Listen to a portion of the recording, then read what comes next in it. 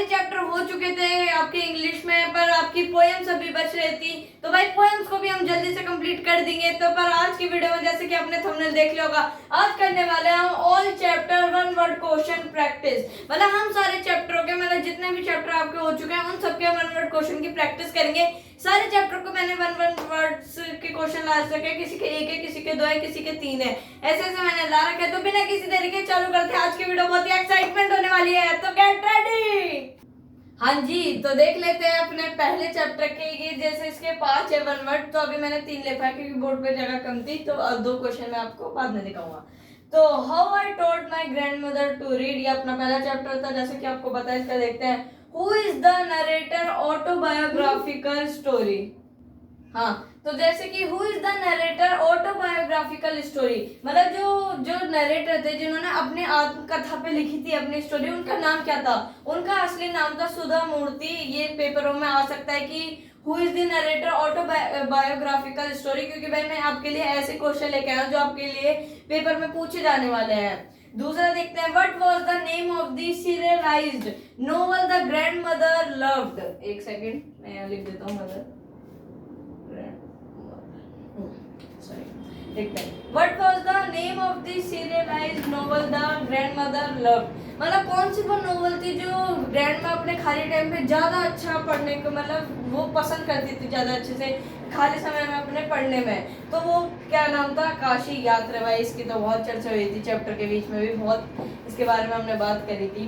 चीजें देख लेते हैं, at what age did the grandmother learn to read the alphabet, मतलब सॉरी कौन से एज में ग्रैंडमदर ने चालू किया था कि उन्हें अब अल्फाबेट सीखने हैं? कब उन्होंने याद करना सीखा था? 62 साल की उम्र में उन्होंने अल्फाबेट सीखे और अपनी पोती को दिखा दिया था कि वो भी इंग्लिश बोल सकती हैं। तो भाई ये था। अभी बढ़ते अपने दूसरे 2 क्वेश्चन पे और बाकी के क्वेश्चनों पर। तो भाई मैं आपको बताता कि जैसे कि आपके पहले चैप्टर में मतलब कि 5 नहीं थे, 4 ही हैं, sorry. What was the name of the grandmother in the story? भाई ग्रैंडमदर का नाम क्या था स्टोरी में? उनका नाम था कृष्तका। कृष्तका उनका नाम था। उन्होंने मतलब उनका रियल, मतलब स्टोरी के अंदर नाम था, रियल नाम तो मैंने आपको बताया था कि उनका रियल नाम। तो भाई ये जो चीज थी, हमें कृष्णा ये नाम उनका हमें पता नहीं था क्योंकि हमने चैप्टर भी पढ़ा था पर उसमें नहीं, इसलिए मैं आपके लिए ऐसे क्वेश्चन लेके आया क्योंकि कहीं कहीं हमारे उनके नाम भी रह जाता है कि स्टोरी किसने लिखा है, राइटर का नाम भी रह जाता है, नरेटर का नाम भी रह जाता है। तो वही चीज मैं इन क्वेश्चन में कवर करवा दूंगा जिससे आप कभी उन्हें भूले ना, आपके दिमाग में वो याद हो जाए वो सारी चीजें। तो देखते हैं अब दी पॉट मेकर चैप्टर पे अपने बढ़ते हैं। Who wrote the story The Pot Maker? The Pot Maker story लिखी किसने थी? तो वो लिखी थी अपनी तैमुसुला और जी ने।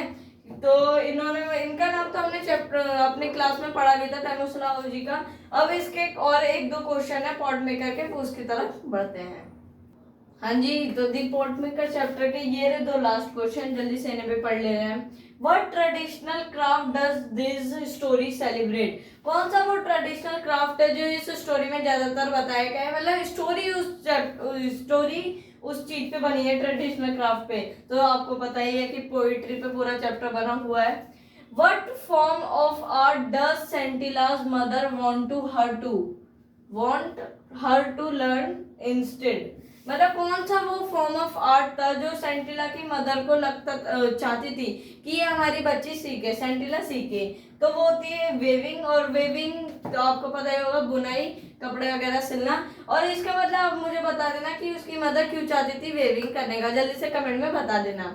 तो ये थे आपके पॉट मेकर के चैप्टर, वो भी खत्म हो चुका है क्वेश्चन। अब बढ़ते हैं अपने नेक्स्ट चैप्टर पर। तो अब अपना नया चैप्टर आ चुका है विंड ऑफ चेंज, जो कि हमने पढ़ चुके हैं obviously. What environmental issue is highlighted in winds of change? कौन सा एक एनवायरमेंट इशू है जो इस चैप्टर में हमें हाईलाइटेड करा गया है? वो है कंजर्वेशन और सुरक्षण। मतलब कंजर्वेशन मतलब सुरक्षण, मतलब उस चीज को, मतलब किसी जैसे कोई चीज एक्सटेंट हो रही है, जैसे कि मैंने आपको बताया था साइंस में, जैसे आप देखते हो कि कोई चीज जैसे वो सानियाल वो डियर था, वही है ना, वो स्पीशीज थी डियर की। तो उसे भी एक्सटिंक्ट होने से पहले कंजर्वेशन ने बचाया। तो कंजर्वेशन उसी चीज को कहते हैं कि किसी चीज को एक्सटिंक्ट होने से बचाना, उसकी सुरक्षा करना। अब बढ़ते हैं अपने दूसरे पे, विच natural resources protection is the core focus on this text. कौन सा नेचुरल रिसोर्स की प्रोटेक्शन की बात कही गई है इस टेक्स्ट में, वो भी बहुत फोकस से, तो वो है हमारे फॉरेस्ट। फॉरेस्ट की बात करी गई है इस टेक्स्ट में हमारे की, क्योंकि कौन सा नेचुरल रिसोर्सेज है जो हमारी प्रोटेक्शन की, जिसकी प्रोटेक्शन के लिए कोर फोकस किया गया है इस टेक्स्ट में। तो ये था विंड ऑफ चेंज के क्वेश्चन। अब बढ़ते हैं अपने नेक्स्ट टॉपिक पर।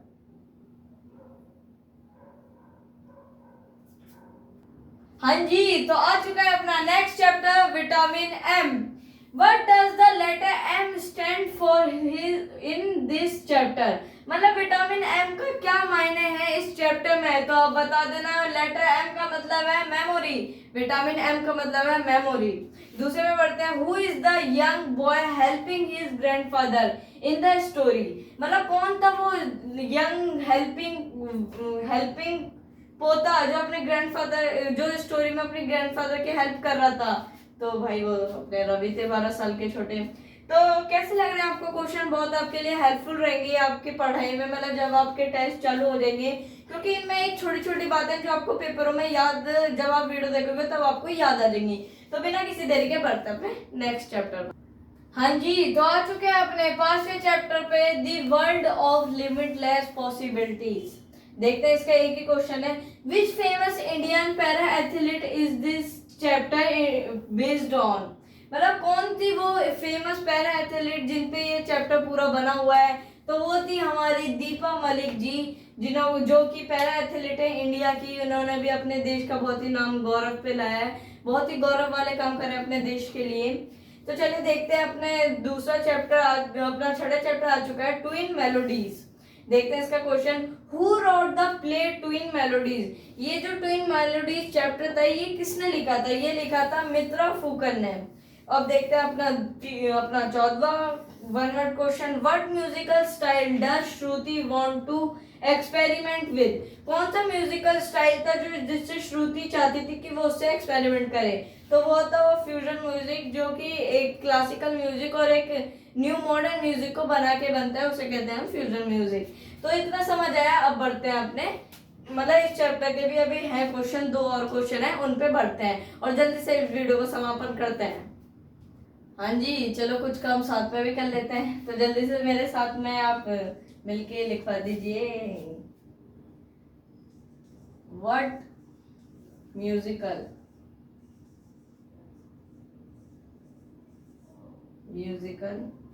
इंस्ट्रूमेंट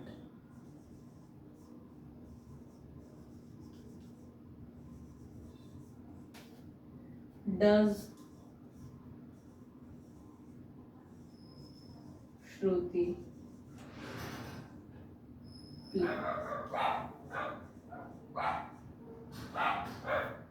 कौन सा म्यूजिकल इंस्ट्रूमेंट था जो श्रुति बजाती थी? तो जो श्रुति म्यूजिकल इंस्ट्रूमेंट बजाती थी वो था आपका वायलिन, जो कि उसे बजाना बहुत ही पसंद था। आई होप आपको ये दिख रहा होगा, दिख रहा क्या? अपना सेकंड क्वेश्चन है, हु, एक सेकंड ये चेंज कर लेता हूँ। तो सॉरी कुछ इशू हो गया था, ये पेन भी तो नहीं चल रहा है। Who is Shruti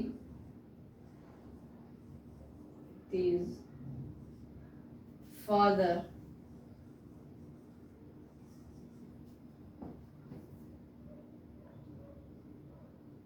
who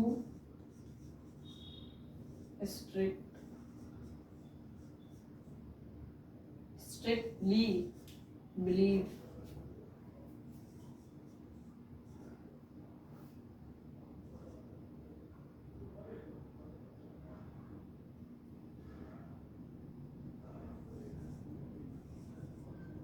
in classical Hindustani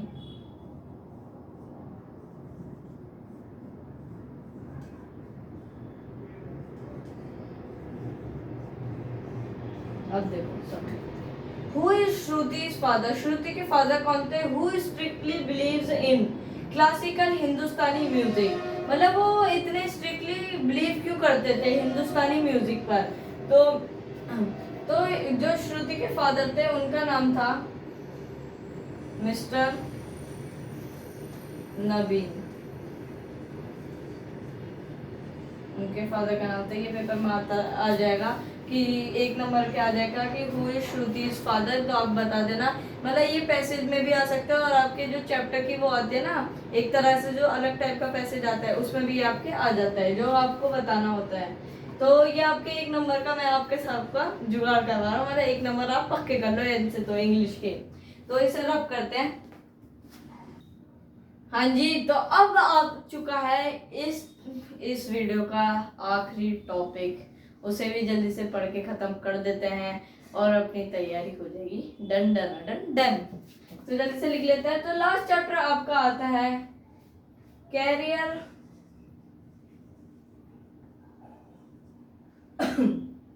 of words. देखते हैं क्या क्वेश्चन, इसमें भी आपके 2 ही क्वेश्चन है। व्हाट इज द प्राइमरी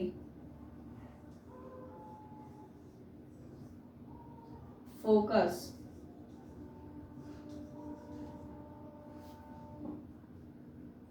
और theme discussed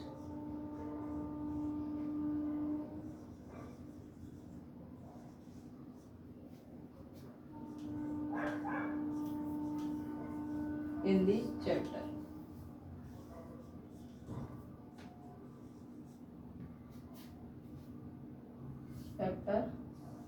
Career of words। मतलब देखो, what is the primary focus और theme discussed in the chapter career of word. कौन सी प्राइमरी फोकस और थीम थी जो इस चैप्टर में डिस्कस करी गई थी? वो थी आपकी, क्या थी पता है आपको? वो थी आपकी लैंग्वेज की,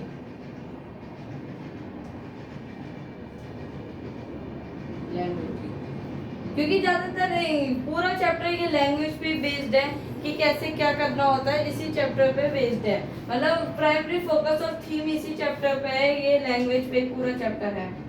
और last topic of the video या डे भी कह सकते हो, इन व्हाट फॉर्म ऑफ और words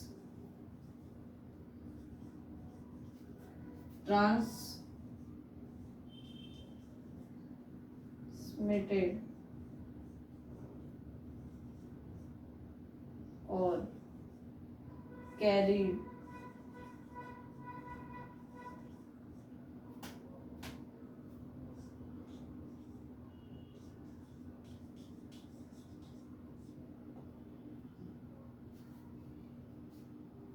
to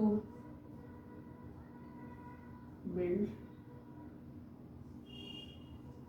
communication, to build human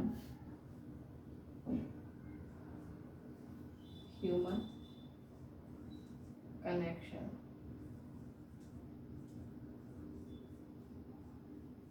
मतलब कौन सी वो फॉर्म है वर्ड्स की ट्रांसमिट और कैरिड जो बिल्ड करती है ह्यूमन के कनेक्शन को?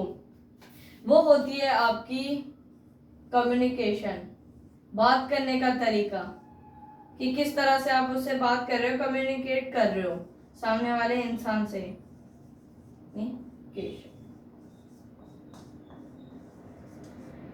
तो यहीं पे आपका इन सब चैप्टरों का हो चुका है 1 वर्ड का भी दी एंड। अगर आपको इनके शॉर्ट क्वेश्चन आंसरों की भी, मतलब शॉर्ट फिर लॉन्ग, मतलब ये तो 1 वर्ड है, शॉर्ट फिर लॉन्ग फिर वेरी लॉन्ग, ये वाले आ जाते हैं। तो अगर आपको इनके शॉर्ट क्वेश्चन आंसर का भी वो चाहिए वीडियो, तो इस चैनल को सब्सक्राइब कर लो और कमेंट में लिख देना यस। तो मैं आपके लिए वो वीडियो भी तैयार कर दूंगा जिससे आपकी कोई भी कसर छूट ना जाए कि आपके पेपरों में अच्छे नंबर ना आए। मतलब आपकी पूरी तैयारी करेंगे कि पेपरों में अच्छे नंबर आए, कोई कसर नहीं छोड़ेंगे। तो इसी के साथ एक सेकंड यार, ये क्यों नहीं चलता पता नहीं। इसी के साथ भाई दी एंड हो चुका है एक और बार। तो भाई वीडियो पसंद आई तो लाइक करें, चैनल पे नए तो सब्सक्राइब करें। मिलते हैं नेक्स्ट वीडियो में और तब तक के लिए बाय बाय।